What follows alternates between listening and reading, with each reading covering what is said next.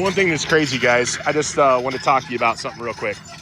I don't know if you know what the weather's been like in Northwest Ohio, but it's been hot and dry. We got some rain about a week and a half ago, almost 2 weeks now. And I just want to talk a little bit about our plot guard. So we went in and we planted some soybeans out here on the sides of this, right? Today we're planting a mix, like a soup bean mix. It's got northern beans, it's got all sorts of stuff. We like to have a little fun. What I wanted to point out, we planted or used our drill to install plot guard on this plot before the rain 2 weeks ago, okay?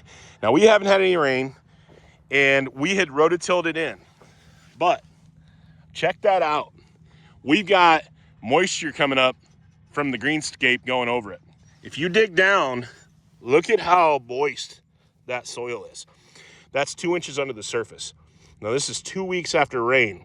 This normally doesn't happen in Northwest Ohio. So if you guys want insurance on your plot to get things rolling, it takes about 40% less moisture to keep a plot going when you use plot guard.